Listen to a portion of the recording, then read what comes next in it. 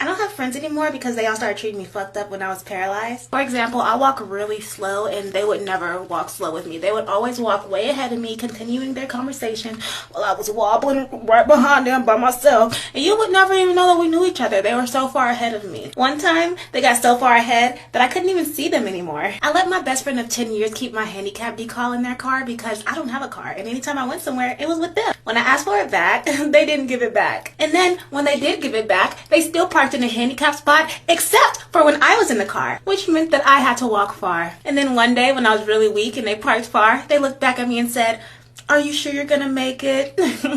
If you thought that I might not make it, why wouldn't you park in the handicap spot?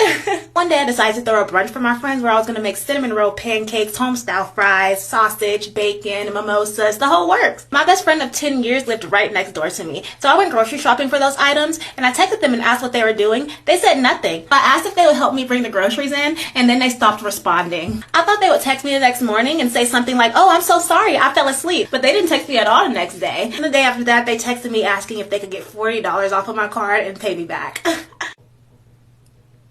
I canceled the brunch. My best friend of 15 years. Get your ass open. Okay, just go your ass in now. Seemed to be super supportive in the beginning. She even let me stay with her for part of my recovery. She had a 4-year-old daughter and a dog, and any chance she get when she was talking to someone else, she'd say, "Yeah, I basically have 3 kids now," referring to me as one of her children. When I took care of her daughter 24/7 because she would go to work overnight, get off of work, and then go straight to her new boyfriend's house to spend the night, and come back to take a shower, and then go straight back to work. Your daughter never saw you, ma'am. And to refer to your disabled best friend as your child is another level of disrespect.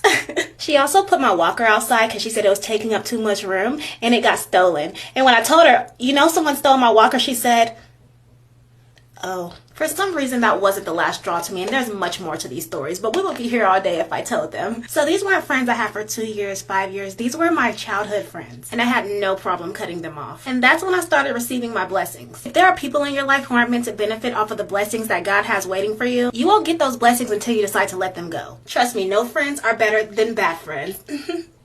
Yeah, those weren't your friends. I'm so sorry that you had to go through that, and I hope that you get better friends in the future, because those ain't it. Point blank period. They suck. Okay? If I had friends like that, would have been on and popping, because it's a no for me. Yeah, no, I'm sorry that you had to go through that, girl. I hope you get better friends, because they're trash.